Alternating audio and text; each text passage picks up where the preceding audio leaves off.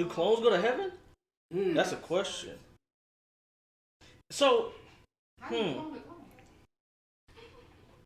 I mean, how do you clone? Clone will have soul, right? Wait. Because if a clone has a soul, then it's just your soul duplicated. So the clone soul only goes to heaven if you go to heaven. Ooh, so if you don't go to heaven, your clone automatically don't go? That's crazy. That's wild, yo. That's wild. Yo. Y'all punching the same ticket. That's it. Judgment Day. We got a 2-for-1 on the Soul Express.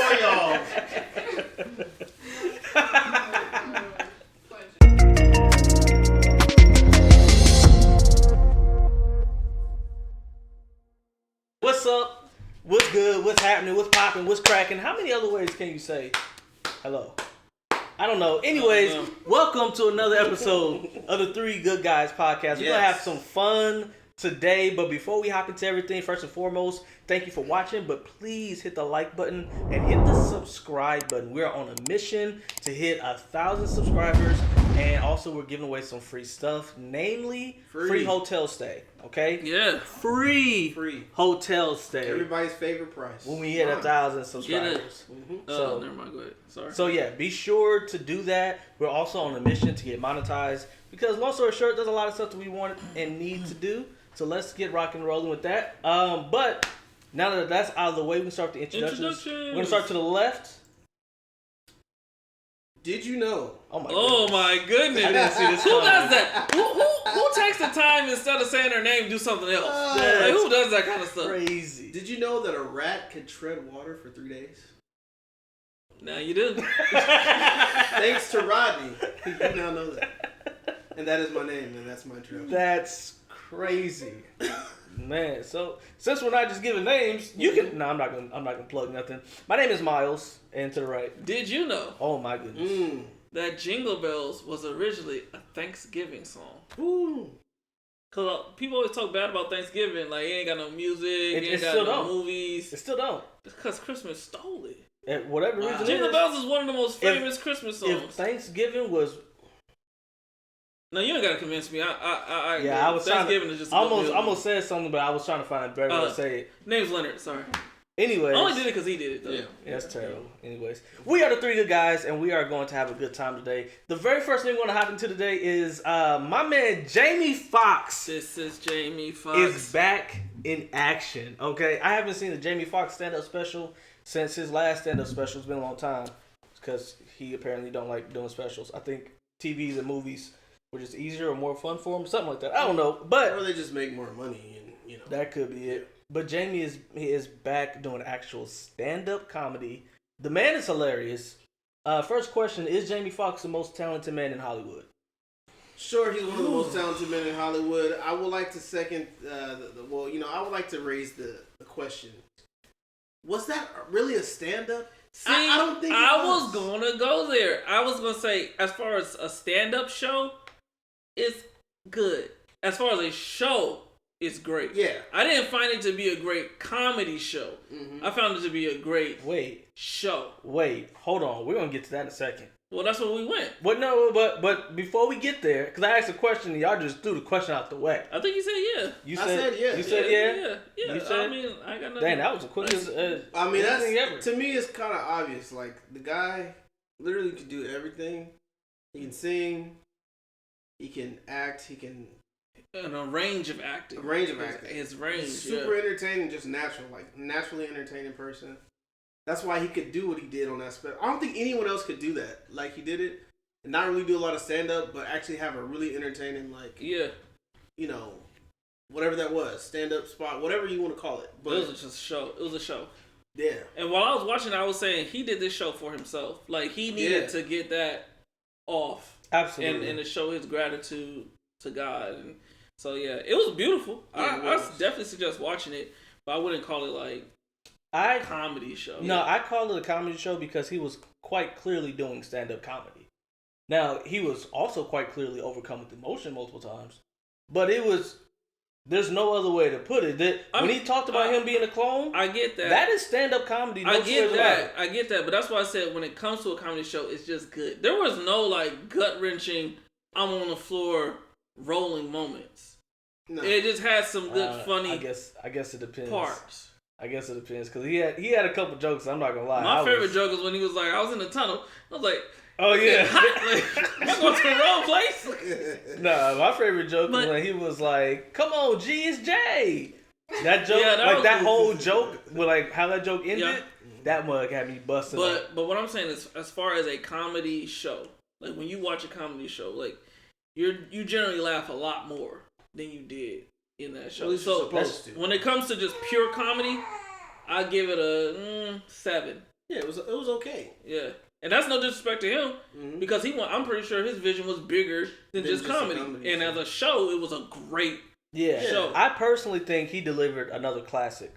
I think his first stand-up special was a classic, especially with the way he ended it. I hadn't seen nobody else end a special like that. I mean, I think I don't want to be the prisoner of the moment here in the sense that because of all these things and events that happened in and around his health and question marks around different stuff in the social media floodgates around his life during that time, him being sick. That's why this special hits so much harder, and it's purposeful and it's good. But like 10 years down the line, do I revisit this a lot? Probably not. Especially if I don't understand all the surroundings about what happened with him, and I just go in kind of blind and I don't know anything about that. It may not hit as hard for people. Well, I would say this. With it standalone on its own, if you don't have a history of understanding who Jamie is and then what he's been through, and to some degree, it's not going to hit as hard for you. Obviously, nothing is going to, but I think this kind of needs it in order for you to really get it. Yeah. In the sense that, like, let's say you never heard of Jamie Foxx and you was like, let's watch a stand-up comedy. And you watch it, you be like, it's not going to hit the same. I disagree. And this is why I disagree. Because there's a mystery. I told you it was funny. It was funny. Well, a few things. One, the range that he showed, it's undeniable. Like from him playing piano to him and singing. All of that is not comedy. That's what we're saying. Let me finish talking. Whoa. Hey, was it Uche? You take that bass out your voice. So what I was saying is, if you see the range, it's so undeniable. His impersonations killed it. His joke about leaving white women, I mean, hilarious, right? So he was actually funny. No one's going to watch that and say it wasn't funny. And even if you don't think of it as a classic stand-up special, it's so much stand-up that you can't put it somewhere else. There's nothing else. You can't do that much stand-up and then say, I'm not doing stand-up. Well, I'm just saying, from somebody who really enjoys stand-up, and I like to watch it, I like to laugh. As I was watching it, it was funny, but like I didn't really laugh. Same thing I said. It had funny moments. Like it was more like a little chuckle here and there. Like, oh, you know, like I wasn't really. You was never in tears at any point. I was in tears, but different type of tears. Different reasons. And I appreciated it for that reason. No more so for the comedy part, because anything that surrounds Jamie is gonna be funny to some degree. Yeah. Like in any format, like he's gonna apply like comedy to it to some degree. But I was just entertained by the singing, bringing his daughter out. All that kind of stuff. Like that was cool. Man, bringing his daughter out. Even just his unique way of telling the story of what happened to him. And that's why I said like that was more value because I was really watching for that. Yeah. Like if it was just a normal stand up, it would have been probably funnier or whatever. But it meant more. Yeah. I'll say this. I'll say this. It was bigger than stand up. But I can't say it's not really a stand up special. It is a stand up special. It is clearly a stand up special. It is a funny stand up special. And then on top of that, Jamie Foxx was able to show you the rest of what he can do. Wait. And for that reason, I have to say it is nothing short than an amazing stand up comedy special. All right, now rate the comedy 1 to 10. Rate the I don't know. 1 to 10. I don't know what to rate the comedy. All I know is the comedy was funny. Every joke landed. 7, bro. But wait, he didn't have jokes that didn't land. I didn't say that. So this is what I'm saying though. If if you have a comedian where every single joke I've seen this show before. Like I've got nothing. Even if I don't say it's a 10, I have nothing for the bad to people say. at home, okay, this is a situation where me and my brother disagree, and it's okay to disagree. I just want you guys to understand what I'm saying. As a pure comedy show, it's a 7. As a show, a piece of entertainment, it was a 10 because it was bigger than just comedy. Yeah. When I line it up against other comedy shows, and I'm like, yo, I want to go laugh, I'm not picking that one. I'm not doing it. But if you say I want to watch something entertaining, and if someone say I want to watch something entertaining, I'm like, yo, that Jamie thing was great entertainment, top of the line. Okay, let me phrase it like this. Even if you don't think it's the funniest stand-up special, it's funny enough that I don't see a reason to bring up the fact that you don't think it's the funniest stand-up special. I would say when you talk about the special, just talk about how great it is.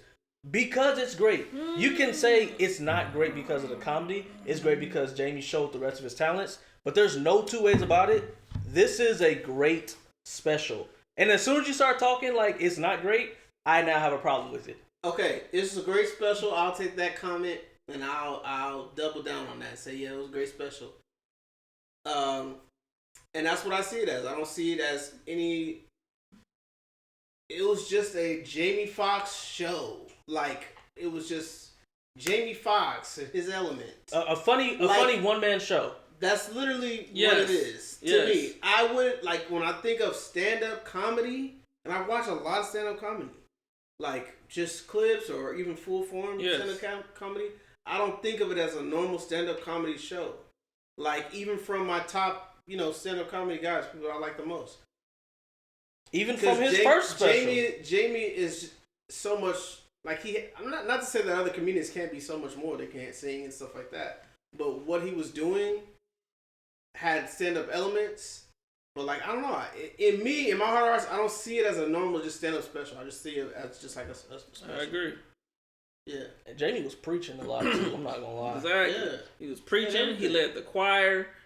Yeah. Him and his daughter did a song. He took like, it down memory lane. When you go to a stand-up show, do you expect any of that extra stuff? You don't expect it. Exactly. I'm not saying it wasn't like a little bit of it. No, it was a lot. It was a lot. Listen, so arguably, if we go time for time, like, no, it's time for time is stand up. Don't do that. No, bro. He spent way more time doing non-stand up. Yes, he did. What? Way more time. What? All the moments that made you want to cry were moments within actual stand-up comedy jokes. Yeah. Not when he was singing, talking about having a second chance and all that That's stuff. at the very end of the special. Well, I think it was 15 minutes. It's an hour special. That's at the very end of the special. That is 25% of the show. No, it's not. In comparison to what you would consider normal stand-up, it was a lot of it. But like I said, I'm not opposed to it at all. I wouldn't have it any other way. It was great. That's what I wanted. That's if I had to choose, that's cool. I like that. I like to see Jamie doing his thing. But yeah, I don't know. Like I call it more than just a comedy show. I call it more than a stand-up show. Yeah. I would say this. I couldn't just box it as a stand. Like, I wouldn't introduce that to somebody like, hey, did you watch the Jamie Foxx comedy stand-up special? Exactly. I would just say, did you watch the Jamie Foxx special? Like, that feels more fitting to me because it was so much more than just stand-up. I'll put it to you like this. And I'm not saying that y'all wrong. What I'm saying is the way it comes off from y'all, it sounds like you're diminishing the comedy. No. As if it, and I understand what you're actually saying. I'm letting you know what it sounds like to me. Comedy. It sounds like you guys. Wait, no. It sounds like y'all are diminishing the comedy that he actually gave. He gave plenty of actual. If you tell one funny joke, comedy. Is it a comedy special? It's not one joke. No. I know it isn't.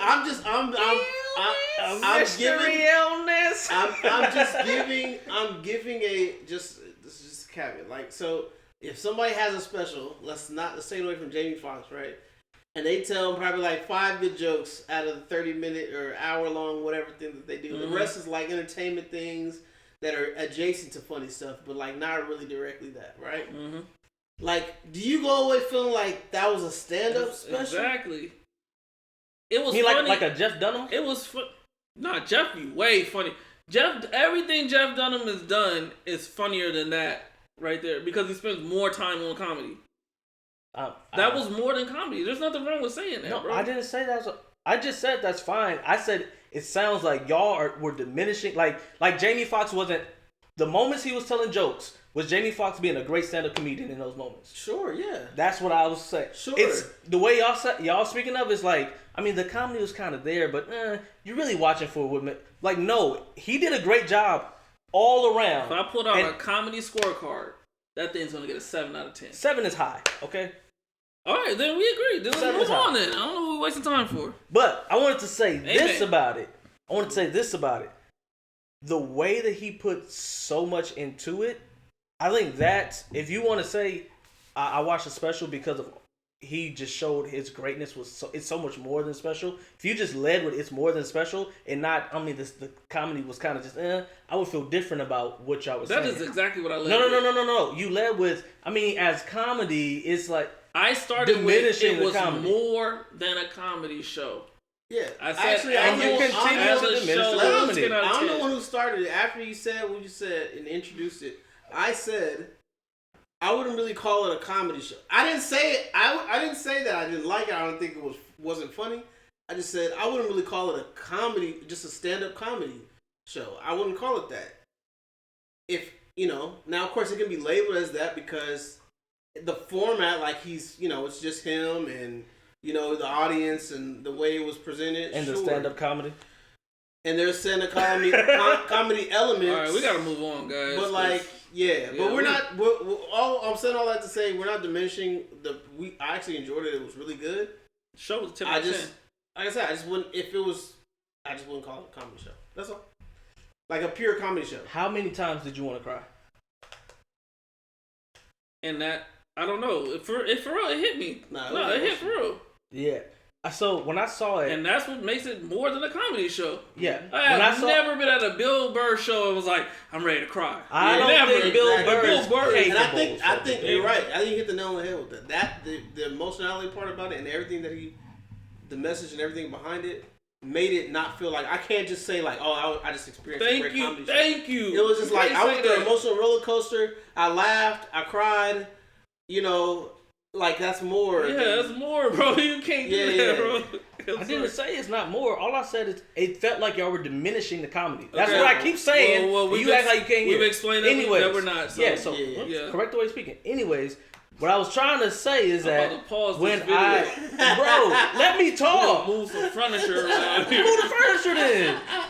Goodness gracious. We're not gonna correct the way we're saying it. We said it how we said it, and nothing we said diminished the fact that we liked the show. It was a great show. It was a great show. We never said once that we didn't like. I was just saying, like, as far as a comedy show, I'm not kiki giggling the whole time. I'm crying sometimes throughout the show. Listening intently to the story of what's going on. It's different than a normal comedy show. There's not one comedy stand-up thing I've ever been to where I'm crying, listening intently to stories and everything like that in the way that I did on that because it's not a comedy show to me. It was much more than when he said his sister was like, you can go in his head, but you're not going to find nothing.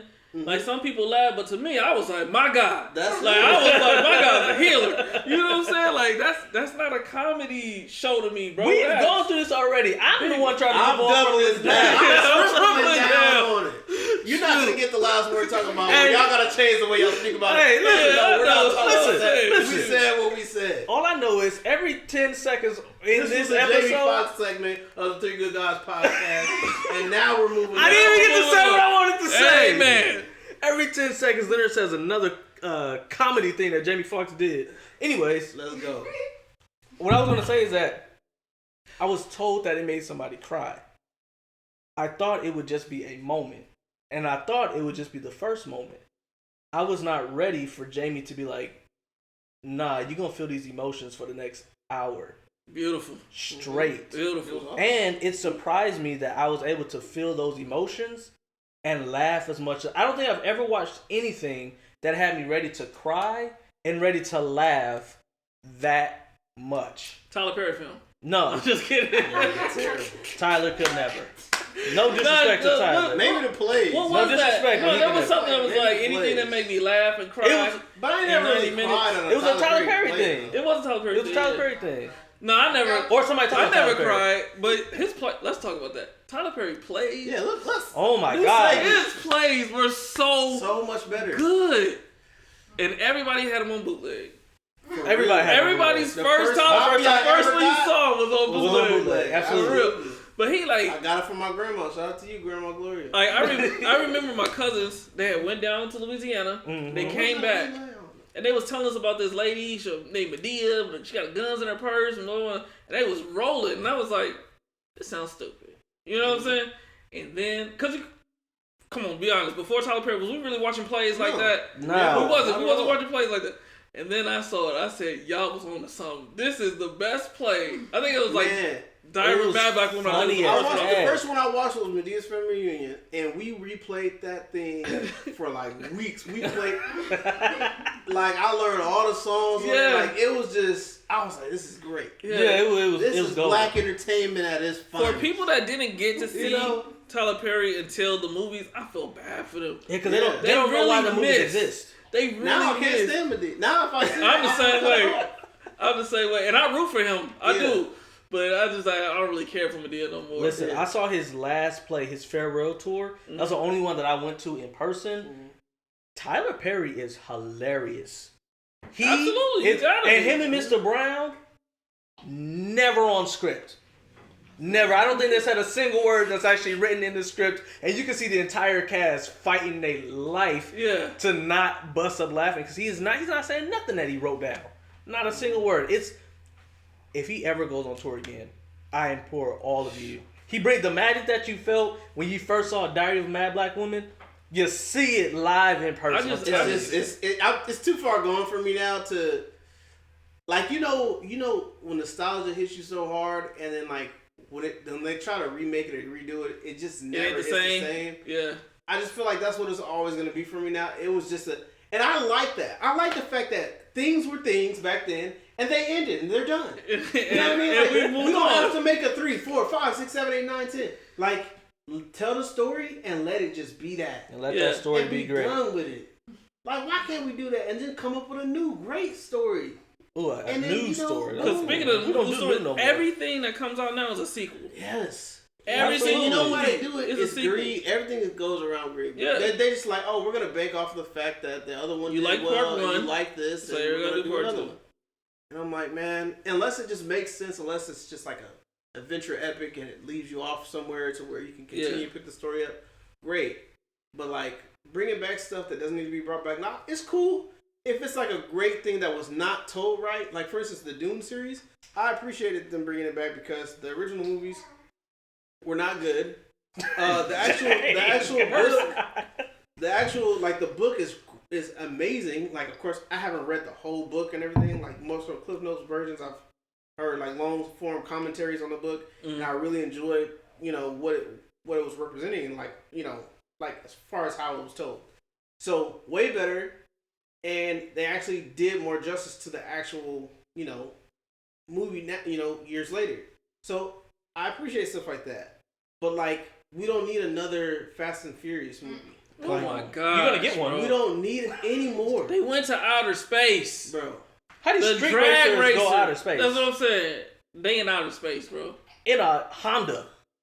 How do they configure a Honda? Like even something as great as like Shrek, like after the first 2, I don't feel like I need any more. Now, of course, I think the third was okay, but like that's when I started realizing y'all are dragging it.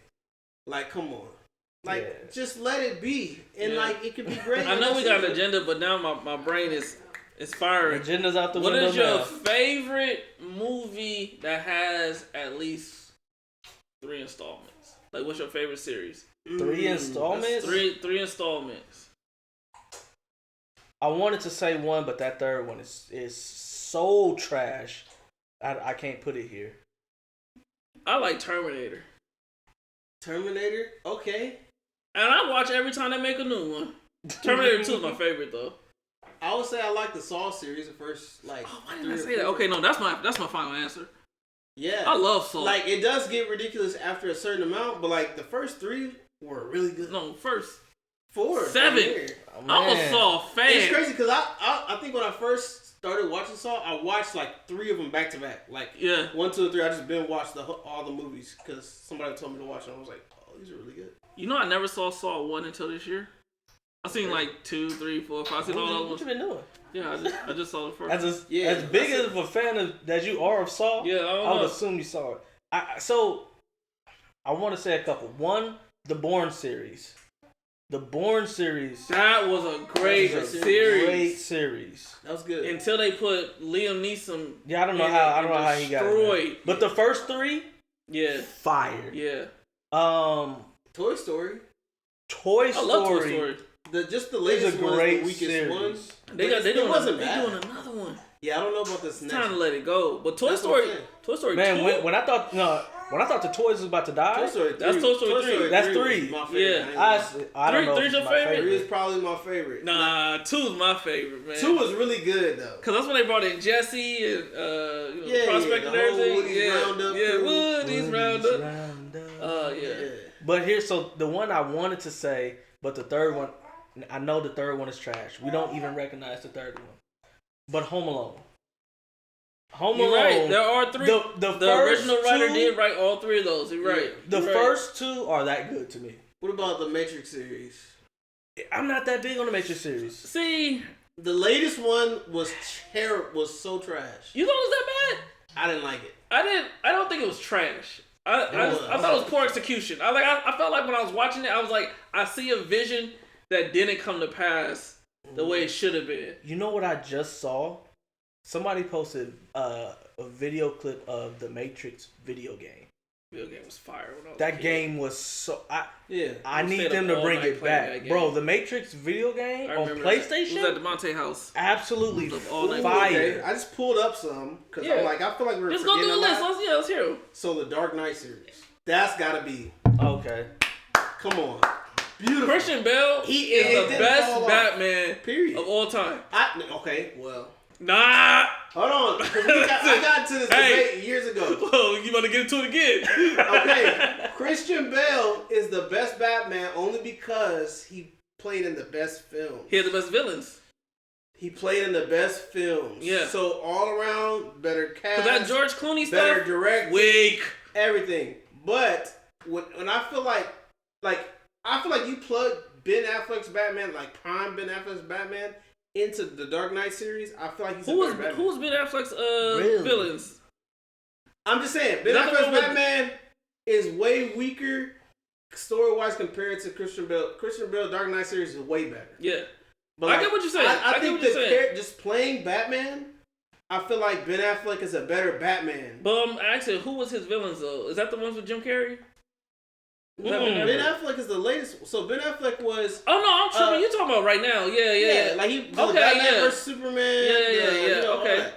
No, I like that Batman. Yeah, I like that Batman. The Jim Carrey and one. even the it was like my little fish stick. Even the Batman fit, like even his outfit and everything. And then I feel like Ben Affleck fills it out because Ben Affleck's a big dude. Yeah, no. You're not wrong. Dude. You're not wrong. But Christian Bale, not to take anything away from Christian Bale because he did a great job. But like, I don't feel like he was the strongest Batman character full. Now, of course, I ain't gonna lie. The newest Batman, I mean, we're not gonna get too far, but the newest one with no, we can talk about this. Robert Pattinson, that blew me away. I ain't gonna lie. I was thinking this is about to be terrible. I'm like, dude, I said Robert it's Pattinson good, is Batman, but it's so good. Have you started watching Penguin? I haven't watched Penguin. The only thing I didn't like about the newest Batman, the only thing I didn't like is I felt like he never had a win. I felt like Riddler had him. Riddler beating him turn. Except for Riddler didn't know who he was beating. Yes, he had him. I was waiting for him to just get one win. Mm-hmm. But no, I think he's a great Batman. The little boy from Twilight. Yeah. He just need to put some muscle on. Yeah, he needs to get in the gym. Like he definitely needs to do something. He's just too small for me. Like optics wise, that's the only thing that would have just put him over the top for me. But like that was great. I love the black eye paint. I love that idea. I like everything around it. Yeah, it was good. But to go back, the Ben Affleck, like when he had that brown trench coat on and all that stuff. That's the best looking Batman. That's fire. Like the best looking Batman is him on film is Ben Affleck hands down. Yeah. But yeah, so Dark Knight was one. Dark Knight definitely. The Captain America sequels and series. Absolutely not. You don't like You didn't like Winter Soldier? It's not getting in there, bro. Are we talking about Creme de la Creme? Listen, Captain America the first movie wasn't that great, right? It wasn't. It was decent. But they're all gonna be Winter good, Soldier and then Civil War? Yeah, those were fire. But see, that's not crazy. Civil War shouldn't even be considered a Captain America. That's an Avengers film, bro. Speaking of, I mean, true. That's an Avengers film. The Avengers. I hate the fact that they call it the Avengers. To me, weaker series as far as story wise than the next two Captain America. When I walked out of Infinity War and I was like, they had the nerve to lose and end it. I was mad, but then after I got over it, I was like, this is one of the greatest moves in cinema history. No, for real. Like, but the moments though is unmatched. I probably haven't felt a moment like that in a film because the setup was years in the making, multiple movies. So you're never going to get invested. that payoff. Yeah. I'm never going to get invested like that ever again. Payoff like that ever again. Like that's what certain people were trying to feel with Star Wars all them years, but then they started to throw that series in the drain. Like that's the feeling that they wanted to feel, and I feel like we got that. Only thing to me is Avengers: Age of Ultron was weak for me. It was decent, but it was weak for me. Yeah, I agree with that. And that's what messes that series up for me. It is the weak link. I agree with that. But man, the way that they did Avengers was crazy. The build up is wild. The moments in that, like when Black Panther came back in the second one, and he came out the thing when they was bringing everybody back before the snap. Bro, that moment was like you said, crazy. We're never gonna get a payoff like that again because nobody's gonna watch 9 movies to watch one movie. No. Like we're never doing that again. Exactly. Like we didn't know we were watching 9 movies to watch. Until it was it was like number 4. Yeah. And we was like, oh shoot, this is connected. Like the way it set that up was masterful. I don't think they can get that magic. Wait, I had a question. Do you think they knew that was the plan when they did the first Iron Man? Yeah, I think they had the plan all the whole time. Yeah, they had. I think they did because. Yeah, I mean the potential. You have to do that. Like those stories were already told. They were so woven. And they were already so huge at the time when comic books was at its peak and everything like that. Yeah. So you knew they had to kind of move in that direction. Of course, they didn't know that it was going to be as big as it was until they seen the success of like Blade, and I think Blade was really the one that set everything off. Mm-hmm. But Blade and then Iron Man, of course, taking that top spot. Yeah. So So back to some sequels. The Alien series. I actually like the Alien series. I never really watched it. Y'all gotta watch it. I think I've seen. No, that was Predator. Man, I almost said something so mean. Yeah, the Alien Predator series is actually dope. I actually really enjoy the Alien series. Hey, y'all pray for me. Because the things that popped into my head just now when you said Alien. Listen, I don't even know. I don't even know if I want to know. I know. Lord of the Rings. How are we feeling about that? Now, let me talk about this. This might be an unpopular opinion. Lord of the Rings got some plot holes in it, bro. I was watching, like, for some reason, the bad guys went from idiots to geniuses from movie 1 to movie 2. Like, it made no sense. They went from, like, these non-talking, non-verbal, just attack things to now they got captains and generals and an army, and it has some plot holes. I know it's one of the greatest bloggity. I mean, you can have a gripe about that, but honestly, I feel like every movie has some things that are just like, okay, why didn't you just do this? Yeah. Well, I mean, every movie, I don't care how good the movie is, it's like every movie, I'm always looking at a character like, dude, you're an idiot. Why would you go and do that? I don't think that's... So you're a fan? I don't think that's enough. You're a fan? Yeah, of course. I don't think that's enough to... take this series out of being... I just watched it this year. I watched all of them back to back. Have you guys watched... I haven't watched probably but one movie of this, but Harry Potter series. That's what I was just about to bring up. Okay. So... how y'all feel about that? Alright. How y'all feel about that? I ain't never seen it. Are you serious? She said you saved for real, huh? Holy Ghost filled, huh? I've seen literally the first movie and that was it. I haven't seen any other ones. Did you like the first one? Yeah. All right, let me break this down to y'all. Because me and my wife watched all of them. Mm-hmm. At about last year, right? Last year we watched all of them? 2 years ago? Pretty good. I'm not going to lie to you. It's pretty good. I would have never watched it without. It would have never crossed my mind. That's how I felt when I first saw a Harry Potter film. It was pretty good. I just never cared about it enough. I understand. It's not enough black people in there for me. Listen, if she didn't say I want to watch this series, would have never. I would have never seen Harry Potter. Guys, that was a joke. I mean, I watched. We watch TV. I actually tend to hate on black movies more than I hate on. I mean, that's my wife. She'll tell you. So yeah, it can go in somebody's top 10. I got a series. Okay. The Ocean series. Like Ocean's. Don't care. Are you serious? Don't care enough about them. You don't like it? You know what's funny? Like I'm watching Rick and Morty right now, and like Rick hates like heist and all that. They got a whole episode about how he hates heist. He hates the montage of grabbing the crew and everything. And I was thinking of the Ocean's movies the whole time. Like it's exactly how you explained it. Ocean's movies are cool, but it's just like it's not a. I don't know. It's one of those things. Is like it if too I've fake never for you? seen this, it's all good, bro. I don't really care. I like it. I like it. I'm an Ocean's fan. What about Rush Hour and that's the end. Ooh, dang. Okay. You said Rush Hour? So we won't end there. You like Rush Hour? We'll say the Rush Hour series. I'm just gonna name off a bunch of them. We don't have to go into detail of them because we said Star Wars, Toy Story, Avengers, Planet of the Apes. Oh, series. wait, y'all like the last Planet of the Apes movie? Yeah, it was really good. I liked it. Mad Max. Not a huge fan. Mission Impossible. I don't think I've ever seen Mission Impossible. They can just end.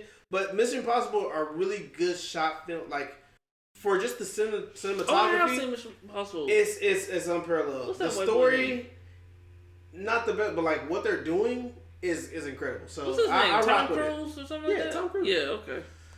Spider-Man.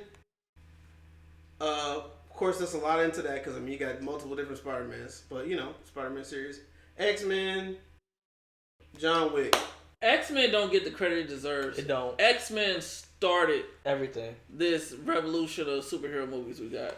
Absolutely. Did they really? Though? Yes, they did. Yes, they did. It was like the first one X-Men that was really was good. the one that made it good. Yes. It for sure wasn't no Fantastic Four. They almost ruined it for everybody. Well, sure. Fantastic Four was trash, but I think before X-Men, which came out first, X-Men or Iron Man? No, X-Men. X-Men came out way before. Oh yeah, because it was on Fox. Yeah. So yeah, X-Men got it started, bro. X-Men was the one that made everybody be like. But I feel like as far as Marvel Cinematic Universe, Blade is the thing that got everything started. Yeah, but and that was also Fox. Because Fox owns it right there. Yeah. Shout out to Fox. But Blade is the one that made the big money to get the green light for Everything. Iron Man and everything to start the Marvel Cinematic Universe. But yeah, X-Men was really you're right. Yeah, X-Men got it started. Which they're getting back to that, hopefully, because all the other Marvel characters right now, terrible. I'll be honest with you. I heard bad reviews about the Craven film. I'm superheroed out right now. Yeah. I really am. Unless every time I think I'm it's The Boys or Invincible. But this is my point though. Out. Every time I think I'm like, all right, I'm done with superhero films, something comes out that's like, I mean, I think I get that one to look though. Because I am gonna watch that new Captain America because I'm interested. That Craven film has given me no interest at all. Everybody said it was terrible. Yeah, that's so bad. I don't know. We're gonna go see it anyway because you know we can form our own opinions. This is what we do. But I'll show you how to pirate it. Yeah. Nah, we like to go. Okay, well, I'm gonna switch up the topic some. We talked about Jamie Foxx, and in his special. Let me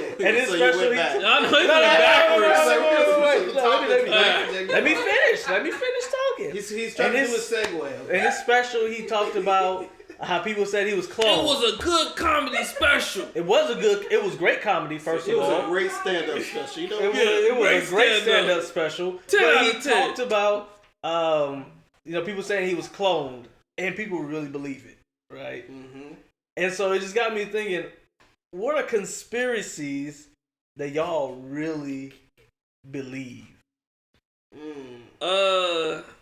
You can't just drop that on me, bro. I don't know. You know a conspiracy? We didn't go to the moon in 1969. That's my go-to conspiracy that I absolutely believe. I don't think we've ever been nowhere near the moon. I think we made it to outer space. I don't think we made it to another planet. We've been outer space plenty of times. Yeah.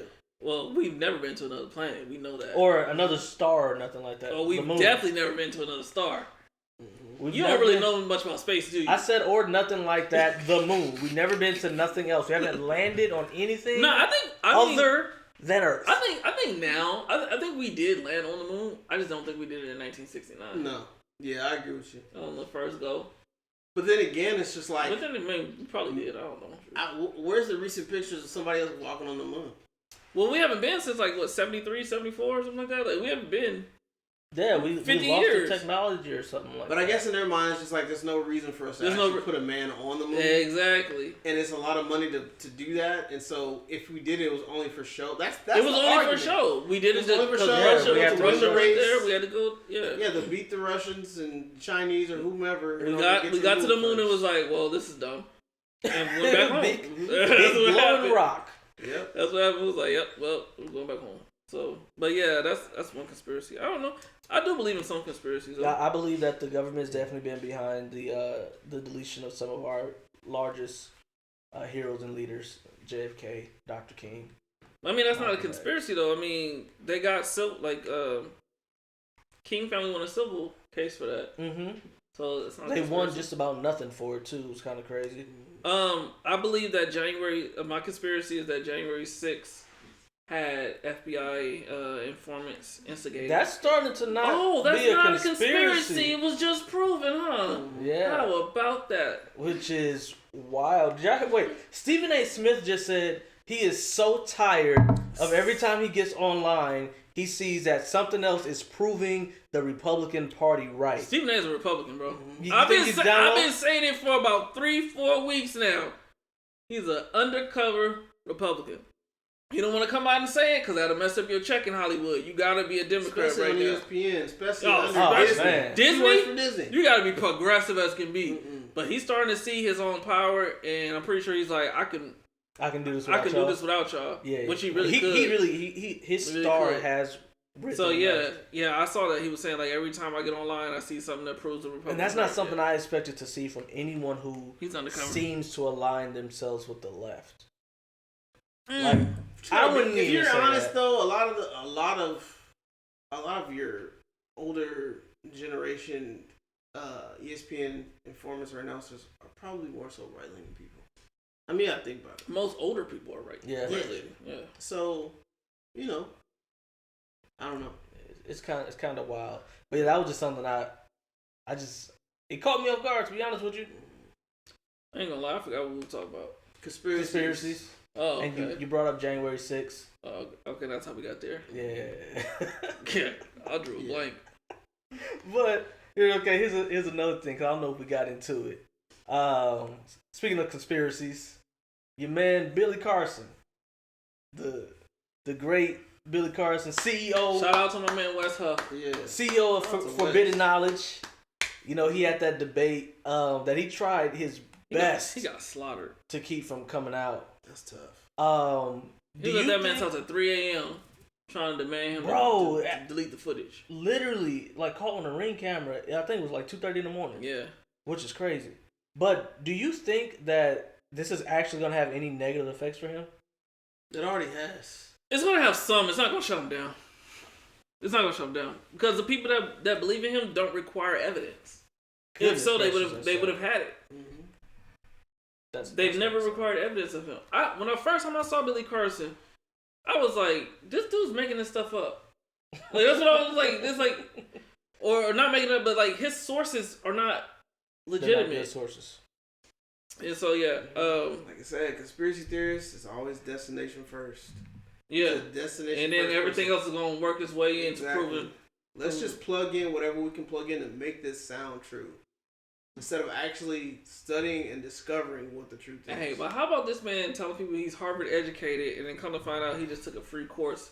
Bro, it's like a 6-week course. Yeah, but you know what? Yeah, he don't have a degree. Listen, I can be Harvard educated. Like at my last job, they have like certain courses. They got in mine that too. Are free. Yes, that are Harvard, Yale, everything. Like all these, they put them on, so you can literally say, "Oh, I'm Harvard educated." And that's what that man says. Harvard educated. That's he took a 6-week course. But listen, that's first of all, he wasn't lying. How are you positioning yourself as one of the world's foremost leading experts in something you don't even have a degree in the field? No, how you have no degree in the entire field. How are you foremost leading expert in, biblical whatever he said, but you don't read Hebrew?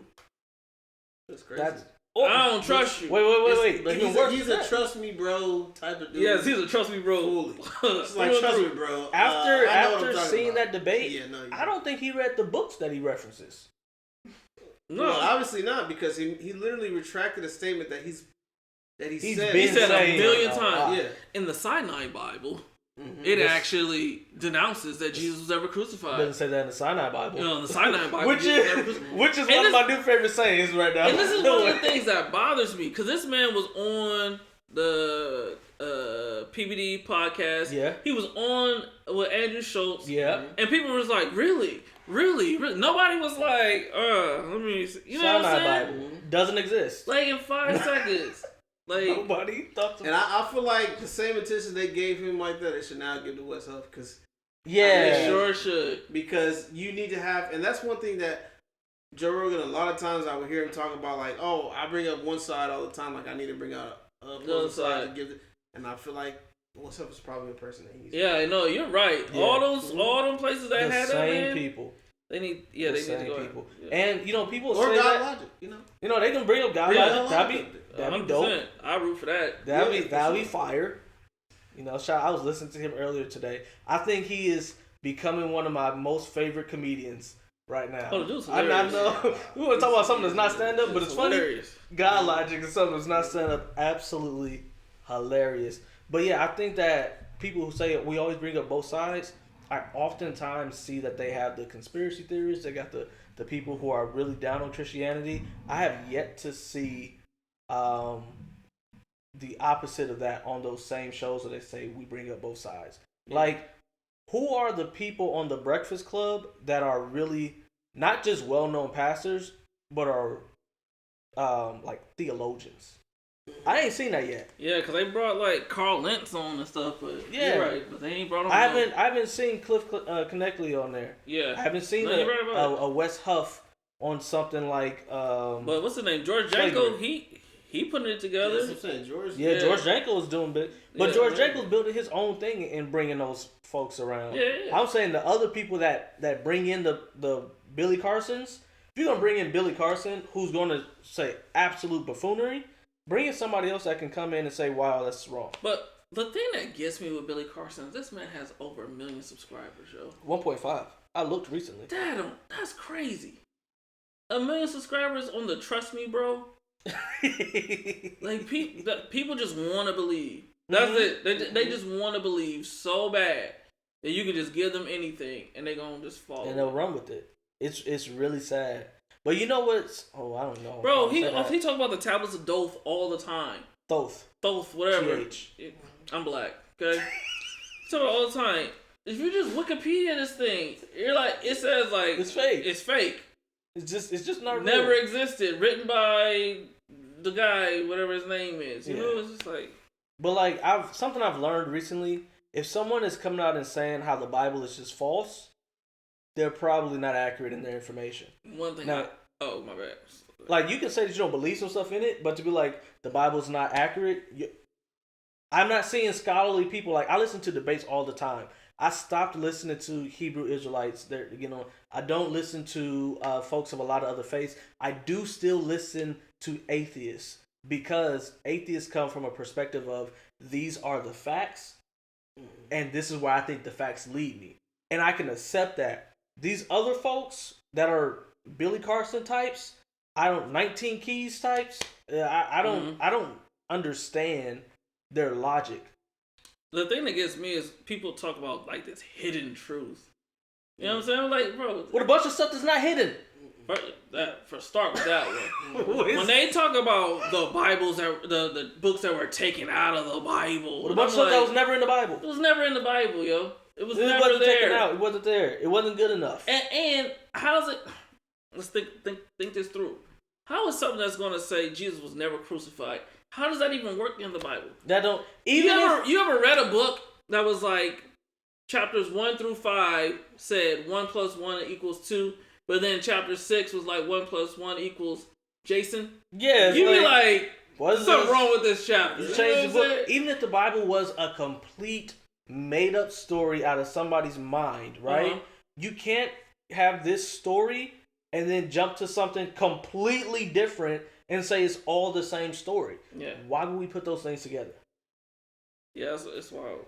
Like forbidden knowledge is like exactly. But when you wrap it on a bow enough to where people who don't want to accept the truth of the Bible can find a scapegoat, and they can somewhat in their mind feel like they can make sense of why it isn't true because of, trust me, bro, this is what it says on these tablets. Hidden knowledge.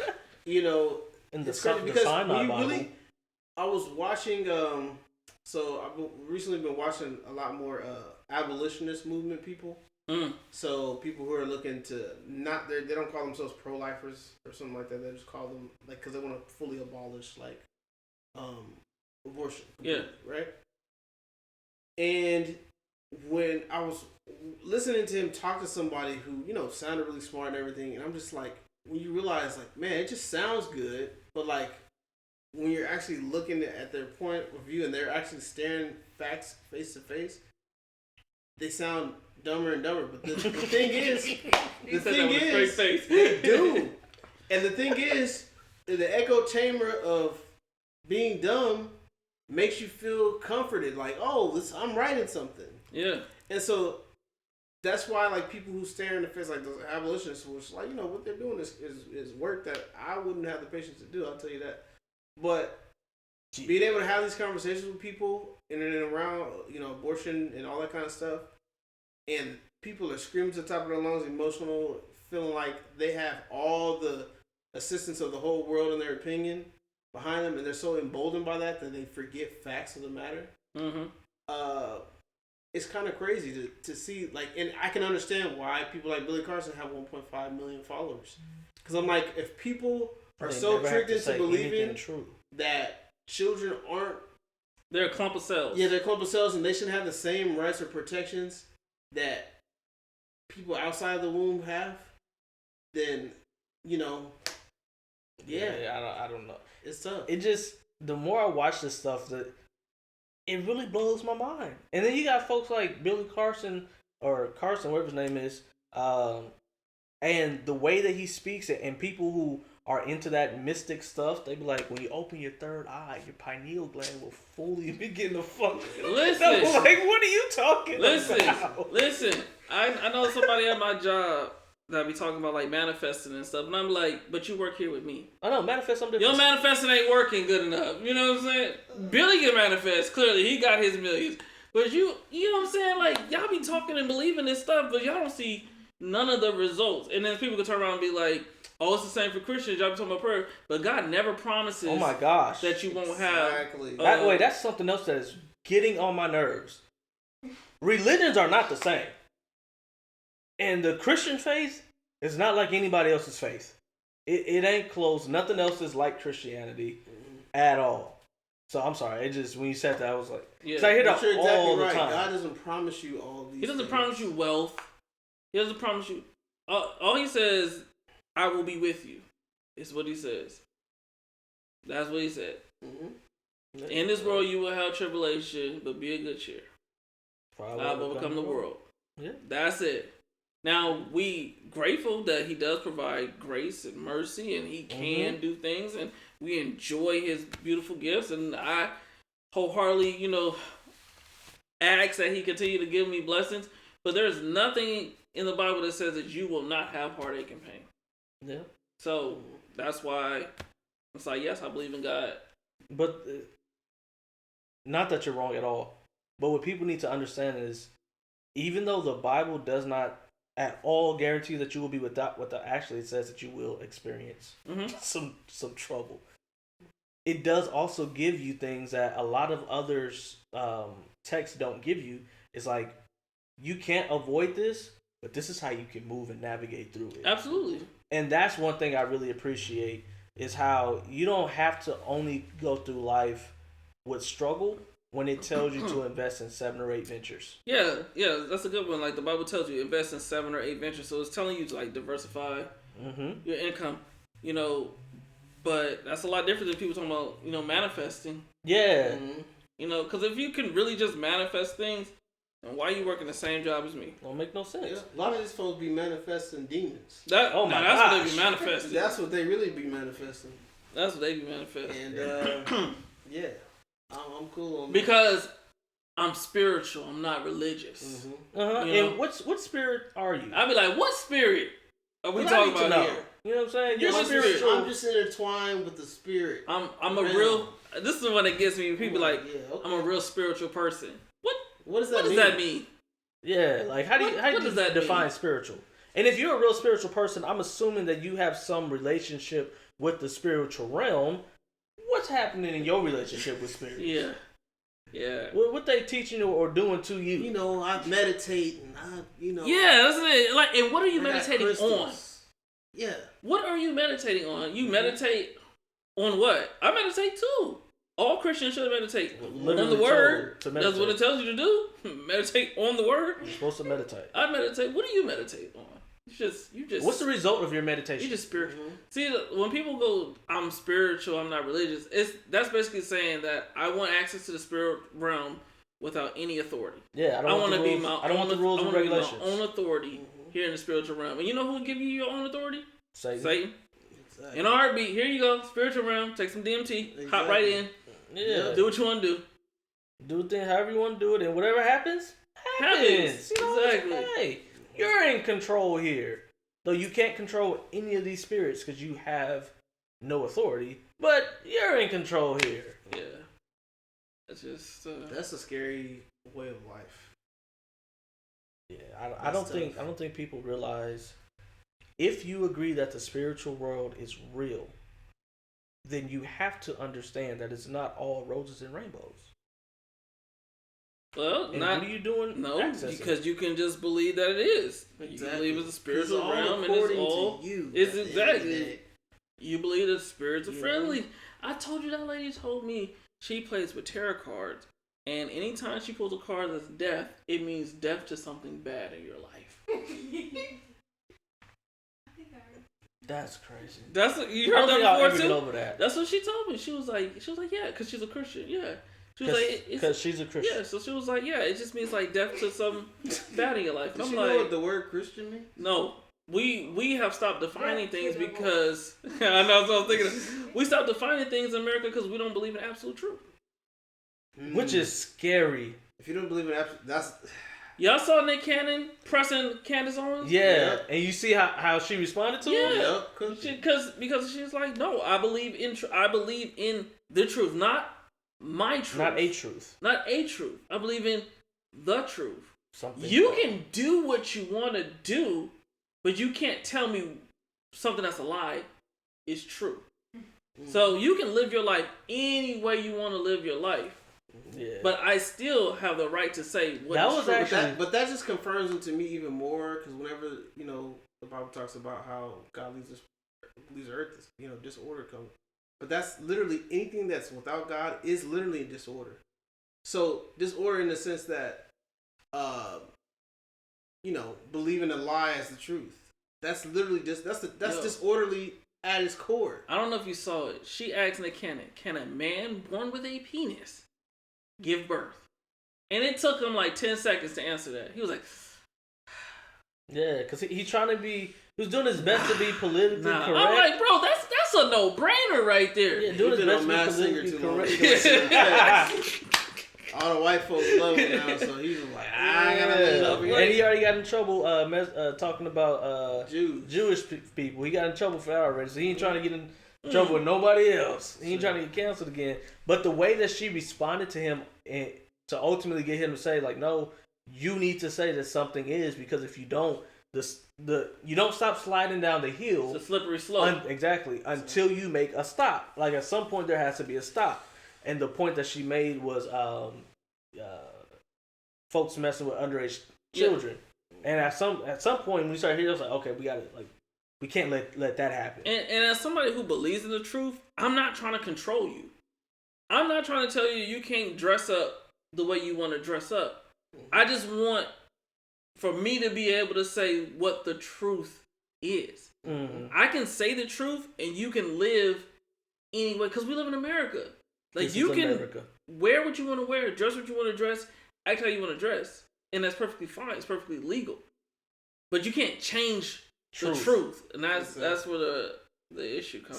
Speaking of change, though, y'all was talking about the episode of Pop the Balloon when the lady walked in with a super deep voice. Listen, what were y'all thoughts when she first walked in? listen. I haven't seen balloons get popped that fast. She said her name or I don't know if she said her name. I think she just said hello. She was, hello. Pop, pop, pop, pop, pop, pop. Yeah, it was shooting. I was like, listen. Because we playing Pop the Balloon, right? Yeah. You had to pop on that, bro. You had to. So that's the you thing, had to. Let me say this. I had a friend of mine. I won't say his name. I won't name drop him.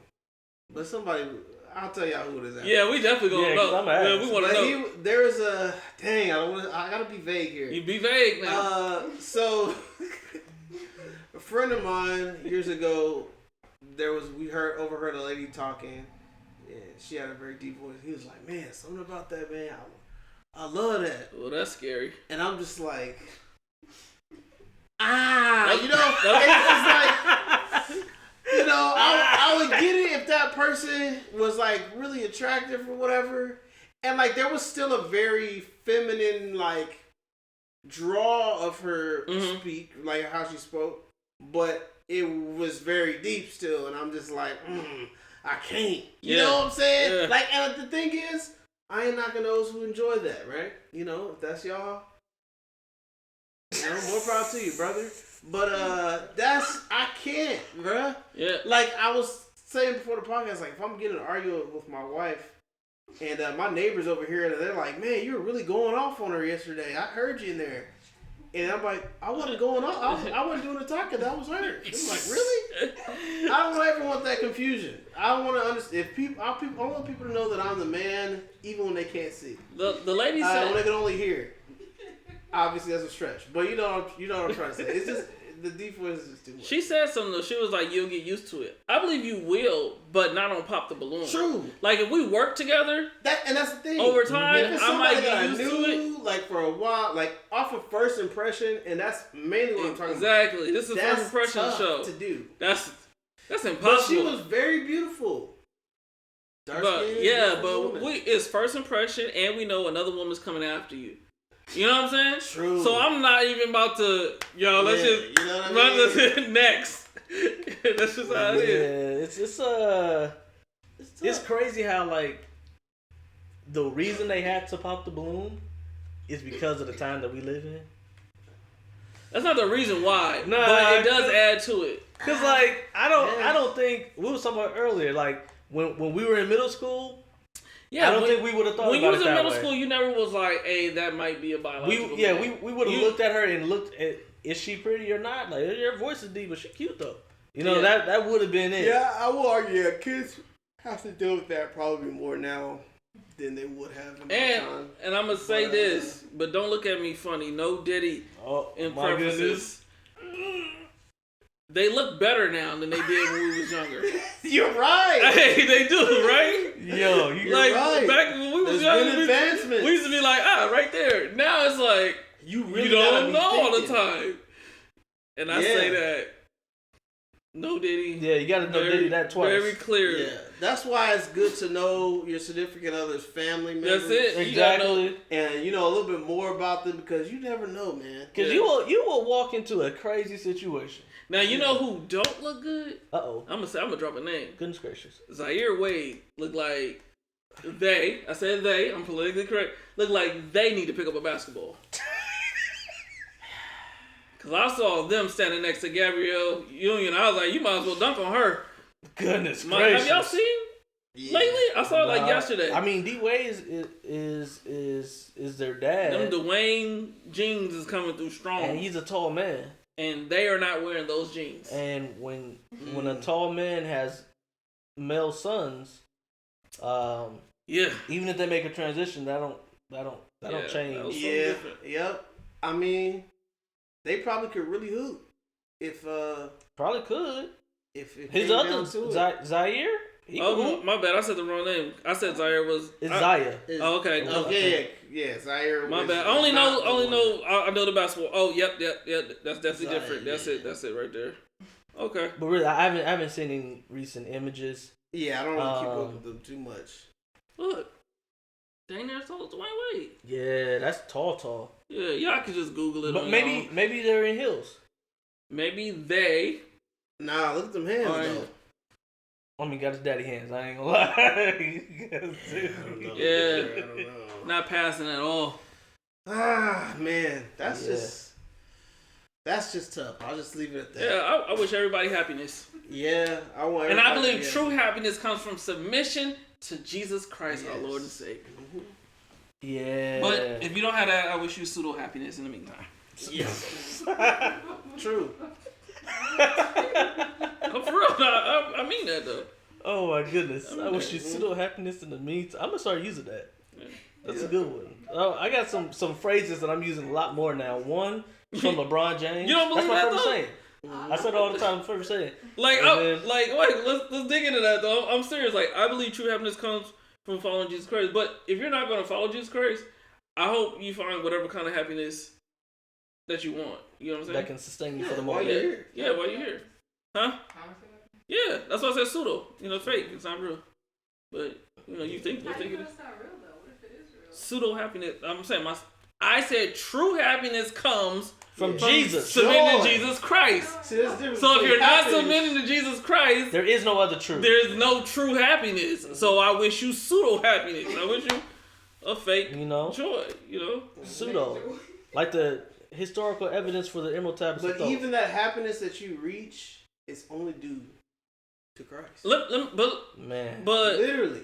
So even if you don't believe in it, if you don't walk with him, you're only being able to experience that because of him. But you know, the trans community has a high suicide rate scarily high before and after. Mm-hmm.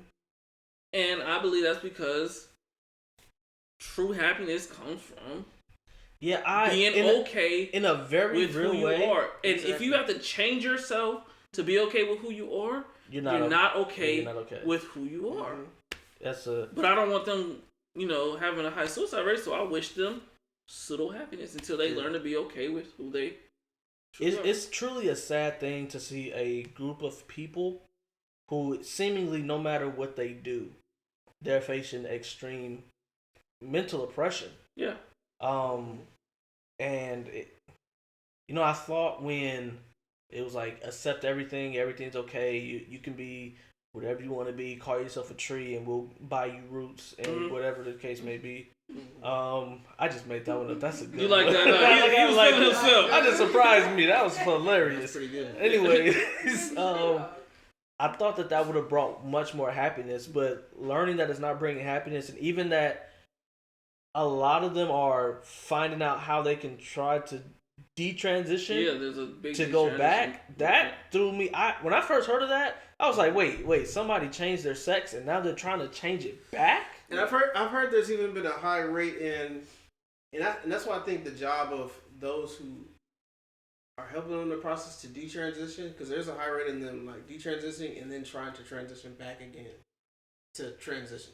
You know what I mean? Yeah. Like, dang, that's crazy. They're going back and forth. That's trying to find happiness in an identity. Mm-hmm. You gotta be happy in who you are. Yeah. Like just however you and are. you cannot find happiness in your sexuality. That's not gonna work for nobody. Yeah. And it's actually a problem that plenty of straight dudes. That's a problem that plenty of straight dudes face. They try to find happiness in their sexuality, in the amount of women that they can be with, and it fails us time and time and time again. You know, something interesting that I heard was like, well, their suicide rate is higher because of the bullying, which I'm not saying that they don't get bullied, but what I'm saying is like there's been other communities who have been bullied too, and they don't have that high of a rate. No Absolutely, one has. Because as you mentioned Black earlier, folks they even have out a of here. great sense of at least who they are at their core. Yeah. And they're at least comfortable. They may not be the most confident in who they are, because that's what can sometimes adhere to the bullying and like the low self-esteem, stuff like that. But at the very basis, they're not struggling with their own identity within themselves to a degree to where that kind of adds on to everything. Yeah. And so when I truly say like I feel sorry for, like I honestly do, and a lot of their response will be, well, I don't feel sorry for us. Well, I have a heart though, and you're I have hurting. a heart. Exactly, and the people are genuinely hurting. Like I don't want to see people genuinely hurt. I don't care if we're just on totally two different sides of the spectrum of life. I don't want to see anybody like any one of my fellow brothers and sisters hurting. You know, absolutely. But it's crazy and kind of a little bit segue, but like a lot of it comes from just terrible parenting. So let's talk about that. Oh, mercy! Because don't blame it on the parents. It is because I believe that parenting is the most important job you can possibly do in your life. Literally, I don't think there's nothing more important. I agree with that. Than parenting. Like, and obviously, nobody can do the job perfect, okay? Because we're not perfect people. But you at least want to set in certain foundations and things in your child's life to where they can feel loved, appreciated, seen, and just secure and comforted. And when people don't provide that, then you have a ton of things that stem from that. I feel it, man, because my daughter, she's always like, if she has a hat or glasses or something, like, this makes me pretty, this makes me pretty. I tell her every time I hear it, you were pretty without it. You're pretty without it. You've got to build that character within them to love themselves despite anything else. Because if not, they're going to have that internal unhappiness. And not only showing them love by verbally doing things directly to them and with them, but even how you love your wife, how you love others around you, and she sees that. Yeah. That is very important. And I think parents, I literally heard a video. I was watching Ayana. Every so often I watch some Ayana Fix My Life clips because it just be making me laugh. Yeah. Because she's a savage, but she be saying some real stuff. She was talking to a lady and she was like, yeah, she'd be hard on them sometimes, but she was telling them, she was like, you know how to be a mother, but you don't know how to parent. And it's just like, that's a lot of people. They know how to make sure, you got food, they got food to eat, they got clothes on your back, they're going to school, they're doing all the basic things, they're surviving, but you don't know how to mother a child. Or you know how to parent a child. Like, to raise them. That's what she said. She said you don't know how to raise a child. And that's a lot of people. And you can't tell them nothing because, my kid's taking care of them. I'm just like, they're taking care of, but like, what are you instilling into this person? There's always more than providing. Exactly. Always. Because as a husband, you can get into this. Well, I paid the bills. There's so much more. Yeah. That's step one. Now go be a husband. You know what I'm saying? Like, there's so much more to it. So it goes the same way with your children. It goes more than just making sure they have, the physical things that they need. But, any parent that's struggling with that, there's a series of books available on Amazon called the Maggie series. Maggy, not IE. Yeah. Just put in the Maggie series. There's 3 books, so. I like that. That was smooth. Yeah.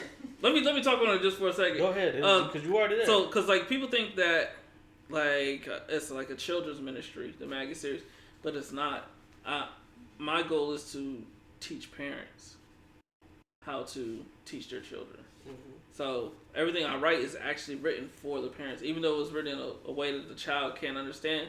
It's written so that the parent does it with the child. So which is genius. Yeah, parenting. Because usually when you have something that's like for children, it's only good for the child. Yeah. Right. I don't know of many things that are geared towards children that is like, hey, parents, this is not just something that you can enjoy, not just something you can get something from, but it's actually for you. Yeah, in our book, not in the first book, because it was our first book, but every book since, we added a letter to the parents. It shows the parents how to go deeper on the topic. Here's some other scriptures that you can go with. Here's some things you can do with the child to bring it up. Yeah, but that's fine. I believe what you're doing, because it's so intentional. Like the story in and around the Maggie, it's intentional to teach something, especially founded through Christ, right? Yeah. So it's more of a learning or teaching experience for everybody. In a sense to where you're just telling a cool kid story and maybe teach them something about morals or stuff like that. But it's not really foundated in a lot of those things aren't really foundating in anything that's literally what we stand upon. So I mean it's definitely a good tool to wrangle the whole thing in together. Like, here's this for the child, but then here's also something you guys can remember together and refer to, and then go back visually into the word to do as well. And that can kind of, grow into it. Yeah. And I think a lot of what we're dealing with now with, like, parents being better parents and whatnot, the reason why I think a lot of stuff is falling off is because of how far we've gotten from God, essentially. Every generation for the past few generations has been an intentional breakaway as much as we can, and then as we get a little older, let me come back, because it turns out that stuff was actually really good for us. But I think, that with so much intentional running away from God and what He says is right, of course the only thing left when you leave Him is what's without Him, and it's been really, really, really hard for people to have the structure that they feel that they need without the one that brings the structure that they need. Like, you're trying to create structure without the boundaries. Like, the structure is so important. One of my pet peeves, man, is when I hear parents, not Christians, period, but definitely Christians that are parents that are Christians, they be like, I just haven't found a church that I like yet. Bro, it's been 4 years. You ain't been to church. Come on now. That gets on my nerves. Come on now. There is a church out there that you like, and you know what? If you really haven't found a church that you like, and pick a church, find out how you can get involved and make it the church that you like, or start your own church. You can definitely do that at this point. But yeah, that's one of my pet peeves when I hear people say that, like, "Oh, I just haven't found a church that I like." Well, there's so many different types of churches out there. What are you talking about? Yeah, it's ridiculous. But another reason why God Lodge has become one of the funniest comedians I know. Somebody asked him what kind of Christian was he. He said, "Only what kind of Christian are you talking about?" He said, "No, but like, what kind of Christian are you?" He said, "There's only one. Well, if you want to get specific, I'm an original Quran only Christian." Right. Original Quran only Christians, baby.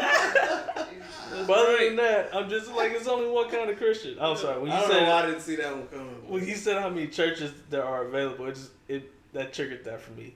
But yeah, it's pretty bad because church has been such a good thing for the vast majority of people. 100%. For the vast majority of people. Most people who don't go to church are not going to church because the church took food out their mouth or something crazy. Now, some people got some stories, I ain't gonna lie. But most people, it's just because they just decided to stop going. They just felt they didn't want the structure. They didn't want to wake up early on a Sunday or whatever the case may be. So they just stopped going. But it was really good for them. And people will admit what they learned in church is still the foundation, like the positive foundation for their life moving forward. It's still that stuff. But they're not giving that to their kids and wondering why their kids don't have the same foundation. That's the thing that I'm talking. That's all some of my parents. Like, yeah, you believe in God, and you're not gonna let your life get too crazy. You're gonna always come back to God. But now you got these children who you did not raise in the church, and now they believe God is real, but they have no relationship with them. And then you wondering why they tripping out at 14. And you like, I would have never done that. Yeah, that's because you had community and foundation. You did not give that to your children. Like, why are you not? Not only did you not give it to them, you took it away from them because the institution for them to have it has been there the entire time, and you decided that they shouldn't be in that environment. And then these are the same parents. I've seen a quick kind of another reference. Y'all know video I watched, but there was a lady who got a restraining order on her son because she felt like he was violent or over things, and then when they got down to it, I was like, the son expressed like, I learned this violence from watching you and my father. Like, this is what I got it from. And then when you think about it, the very thing that you showed him and trained him to do, he did, and now you're mad at him for it. Exactly.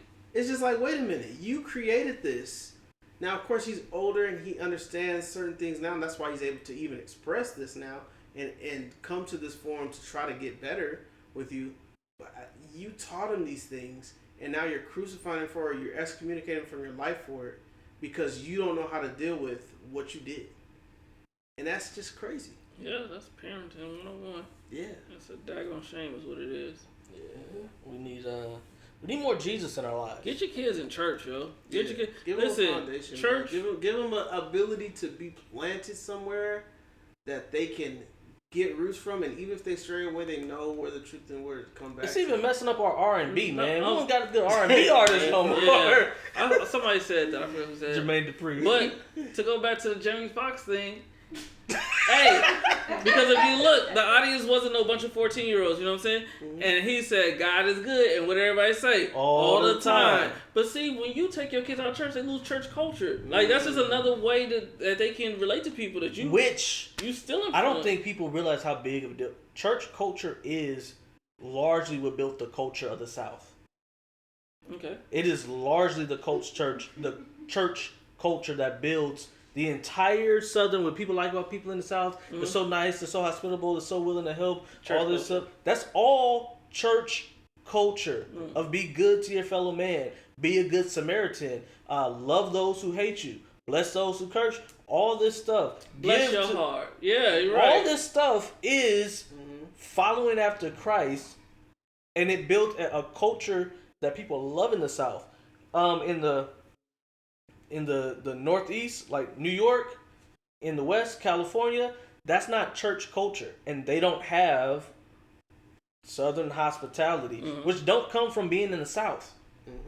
It's like, it don't come from being in the South at all. How many Christian universities are in the South compared to the East and West Coast? Oh, man. Yeah, we've got nothing but Christian universities and everything around here. You know, or Bible-led, type thing. Yeah, we in Bible Belt. One thing about when I moved to Texas and I saw how many mega churches was here, I was like, dang. Yeah. Like, it's a people go to church in Texas. Everywhere out here. People go to church in Texas. Like, in California, mega churches be on TV. Like, out here, you know what I'm saying? There's so many. They not even on TV. They just that is true, with no TV. That is true. People think all pastors with a big congregation is on TV. Nah, not down here. Not at all. Like the pastor that we was talking to, Pastor Lance at Hope Fellowship, Grace Fellowship, whatever it is, Hope Fellowship. I don't know which one it is. Anyways, whatever the name of the church is, that head pastor, he is over a big congregation, and he's over multiple churches that have thousands of members in those churches. And he was like, I'm never going to be on TV. I'm never going to write a book. I have no desire to be famous. Like, that's not who or how I am. That's how I like my pastors. I ain't going to lie. I have nothing against pastors that are on TV. Like, I believe that you should, like, if you feel that calling. I think somebody should be on TV. That's what I'm saying. If you feel that calling, I think you should pursue it. But I have no problem. Like, I prefer a low-key pastor. I'm not going to lie. I think all I prefer is that if you have a pastor, you have a pastor that can actually pastor you. So... Yeah, I agree. Yeah, so, like, and I'm not saying nothing bad against anybody, but, like, mega churches, if you had a mega church, I hope you're plugged in a small group. 100%, bro. Because, I think that's valuable. You're right, because what kind of gets lost in, in the big congregation feels just like there's no individual sharpening or, things of that nature. Correction, mentorship or correction, or just like, hey, I didn't see you today. Like, you didn't see a lot of people today because there's a lot of people that, it's a big. But I will say this about the large churches that I've frequent. They make it so that you have that opportunity. Absolutely. So if you just get lost in the shuffle, that's you. First time we went to a fellowship church, they said you can think of this as a big church or a small town. Like, that's what I'm saying. Like, that's a great point. Yeah, and then like Watermark Church in Dallas, like, I love their Bible study. It's like 6 or 7 people. That's it, and you have a pastor. Like, so you're connected to someone in leadership. So the size of the church, a good mega church should make it to where you still have access. 'Cause I don't think you should ever go to any church where you can't talk to a pastor. You can't pick up a phone and talk to a pastor. I view mega churches the same way I view, like, Israel coming out of Egypt. Like, Moses was the leader, but it was made very clear very early on, Moses, you need a board of leadership to shepherd these people. You cannot lead all these people by yourself. Set them over the 10s, over the 100s, over the thousands. That's all there is to it. So I'm disappointed when I hear of Christians that go to a large church and they don't have someone telling them when they're messing up. I say so you're going to church to get a feel, but you are missing the power of what's there. Yeah, it just reminded me of someone I know. They were saying like they only go to big churches. Like they don't like small churches because they feel like they'd be up in your business. So they only go to big churches. And I'm like, and you have no spiritual growth. No spiritual growth. Someone's supposed to be in your business. Like when you read the scriptures, the Apostle Paul is saying, hey, when someone does this, correct them this way. Excommunicate somebody for this stuff. You have to be able to be in relationship with somebody to see what's right and wrong in their life so that iron can sharpen iron. Mm-hmm. We're supposed to be able to have that conflict to make each other better. But we can't have that conflict. We're not making each other better. So why are you even here? Bring back small churches. Like, I don't get it. Now, because you said that, I'm going to say this point. I think big churches have a very real purpose. I don't think it's accidental that so many, or that churches get to such a large size and then they're able to do the good work that they do. 100%. It's not accidental. There's things that would never get done without a big church. Never. There's this. You need that many people coming together to get the resources to do the work. So yeah. But it kind of goes back to saying, like, I was talking to somebody not so long ago, and sometimes certain churches aren't certain people's cup of tea, and I completely understand that because there's certain churches I'm like, I know the word is being spoken here, and people getting saved, and God is doing a work here. But it ain't for me. It's just not for me, and that's okay. That's Transformation Church. It's just not for me. So I believe it's okay to say like, hey, I don't like this place, but like, why are you saying you don't like this church, and are you using that as an excuse just to not go to church at all, or are you just saying like, hey, this doesn't really fit, it just doesn't fit me as far as this congregation goes. Like, it's a little bit different. Like, hey, you're not into like Pentecostal running around, somebody gonna run into you possibly, shouting, or a pew might be flipped upside down or something like that. Mm-hmm. The word is being spoken, but folks is gonna get rowdy. If that's not your cup of tea, there's a place for you that's gonna give you the word, and you don't have to worry about anything like that. Worship's gonna be very. They're gonna dim the lights. They're gonna dim the lights on worship. You know what I'm saying? Let me. You don't need ushers blocking folks off. I don't have a problem with Pentecostal at all, but don't grab my arm and make me run with you. Yeah, I'm not. That's where I draw the line. No, listen. That's where I draw the line. But you just got finished talking about, they got to be in your business. Listen. We can talk. Get in your business. We can talk to me about business. Get your butt up here and run. You'll run for you'll run if your favorite team wins. I sure would. But guess what? You gonna run for Jesus today. I drove all the way to church today. That's better than running. You know how much gas costs? Listen. Shoot. It just depends on who grabs me. If my grandmother grabs me, I gotta run. Yeah, you gotta run. Yeah, that's your grandma. That's different. Grandma 90-something years old. Like if she running and I ain't running, what am I doing? Yeah, you look bad. Yeah, that's a bad look for you. Yeah. Yeah, if that's the case, you might lose your salvation over that one. But I'm just talking about you know how it be. Be a random person. You don't even know this person. I ain't gotta feel the spirit the way you feel the spirit because you feel it. Yeah, no. Some people just get overly excited. And I think that's what sometimes happens in the Pentecostal church. People get it is very exciting. I mean, we're talking about God. It should be exciting. Yeah, it is very exciting, no doubt. The music be bumping, especially if it's getting really good. Yeah. It's very exciting. But sometimes you gotta take a backseat, calm yourself down. Because if you see me, just don't grab my hand. I'm not the one. You don't start shouting and then grab my hand and think I'm gonna start dancing with you. Why not? Because I'm not. I'm not gonna start dancing with you. That's why I have never seen you shout. Exactly.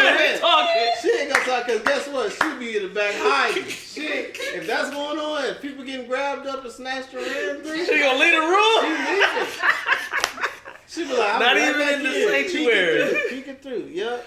Oh, yeah. The only person's gonna get her. It gotta be me or her mom or something. That's funny. Man. Have I ever seen her shout before? I've never seen it. She shot her. I think I've seen her shout before. Nah, the most recent shout she did, I think, was at when John was shouting at Lizelle service. That was this year. Look at that. Was that earlier this year? Yeah, she did. Wait, at Lizelle service? Yeah. What service? Lizelle was preaching? Mm-hmm. At your church? No. Y'all still online. Yeah, it's they alright. No, he's just asking. Yeah. It was good. It was a good service. Yeah, it was I was hot there. and it was. Listen, it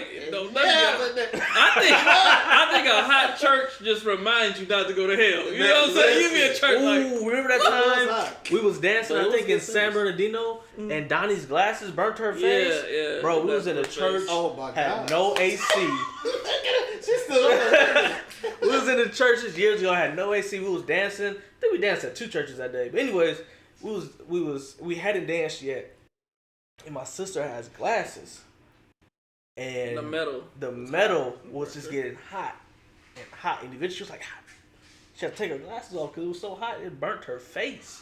I was like, yo, this church right here, all the information I needed. Hell is I hotter. ain't never going to hell. Hell is hotter than that. JB said, I ain't see the light, but I was in the tunnel though. And the tunnel was hot.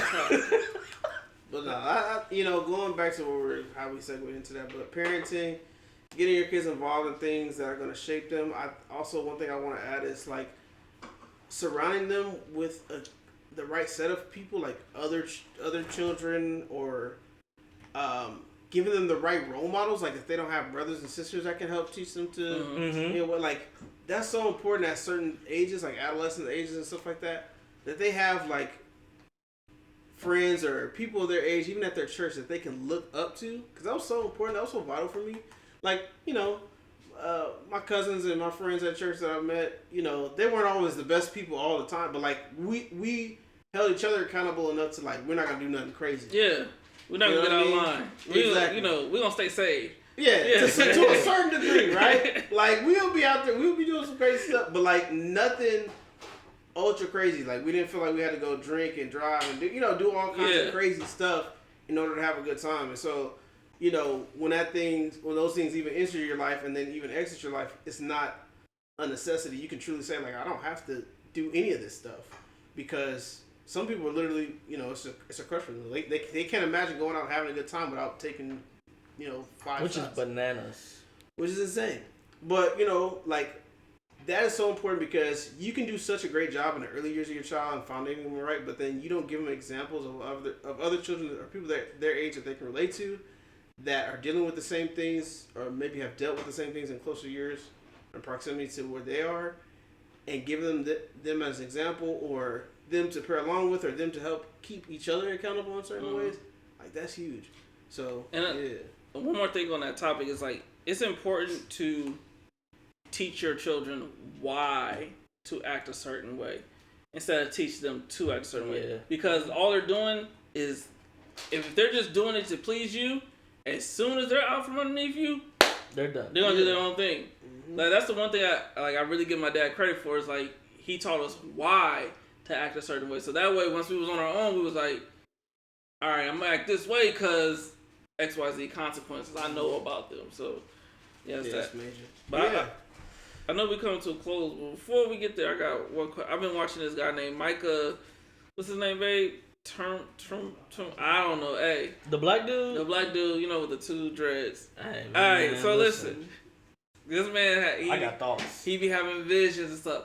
I'm not gonna talk about him, but what do y'all think like about people that say like, oh, I've seen Jesus? You know what's so funny? You just mentioned that, because I think we're talking about that with Coach May. Shout out to Corey. We were just talking about that a couple days ago. Corey's against the show. He's been on the show before.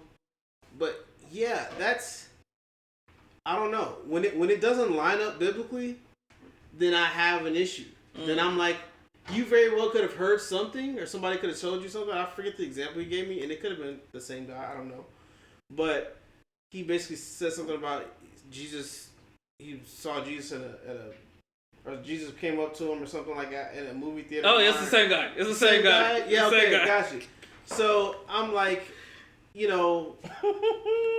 so Jesus just taking on flesh now. He just made his return already, and he's tapping you on the shoulder. I don't know if that's him, or maybe somebody just walked up to you claiming to be something that they're not. Okay, but to play white man's advocate, like, was not Abraham visited by God? True. In a flesh form, sat down, ate food. But I think back then, see, the word lays out what's gonna happen. Does it not? So if this represents something that happens outside of what he already said was gonna happen, then I don't know if I rock with it all the way. Now it's different when it comes to Abraham, because when it happened, it happened. It wasn't something pre-written or pre-shown. Mm-hmm. So, not to say that God is incapable of doing something like that, but will God violate His word and what He said He's going to set in order? Mm-hmm. I don't know. If there's something I'm misunderstanding on how the word is laid out to where that does that is permissible to happen, then sure, I'll stand corrected. But from what I'm sensing, I don't know if I rock with. I don't know. So I think that God can choose to show Himself in all kinds of ways. Like when the children of Israel were being led through the wilderness, God showed up as a pillar of fire. Mm-hmm. God showed up as a cloud in the sky. So I think God can show up in multiple ways. I think Jesus was very clear on what's happening when He comes back. Exactly. That's what got So me. if you say that Jesus came back, it's some stuff that I'm looking to see happen. Either that stuff happened, or somebody lied in Scripture. That's what got me. I'm like, you can have a vision of Jesus, Exactly. I believe, wholeheartedly. But he has said, like, he said that Jesus told him, like, I'm on the earth all the time. And that's where I was like, I don't know where that lines up with Scripture. Yeah. Although I thoroughly enjoyed the interview, though. I'm going through the book of Matthew right now. I gotta watch it. I haven't watched the whole thing. I'm going through the book of Matthew right now with my girlfriend.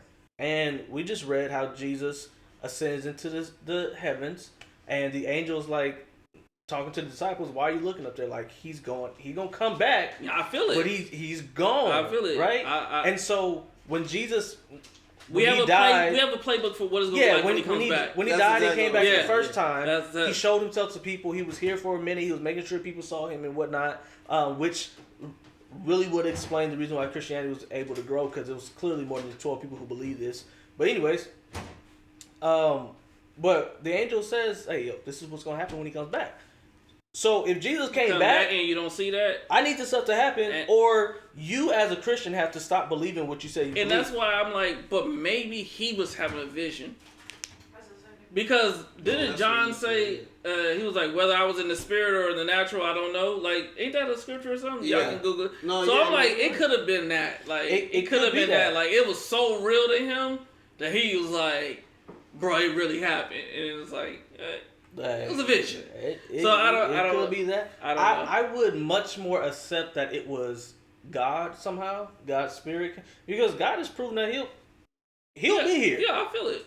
And he made it very clear that his spirit will be here until the end of the age, until this thing is no more. Mm-hmm. So that I could accept. I have a really, really hard time. Well, you gonna have a hard time listening to that doctor. I listen to him, and it's multiple things that throw me off about him. Again? I don't know. It's Micah something. Let me see if I can find it. But at the end of the Michael day, or Micah? Micah. At the end of the day, Turnbow, Turnbo.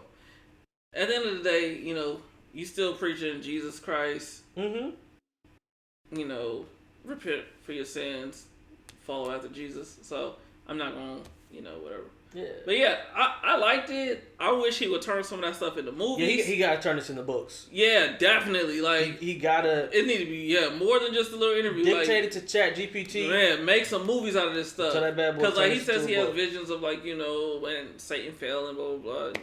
Who knows how true it is or not? But it's interesting. Yeah, I'm not gonna lie. Yeah, well, I'll just say this.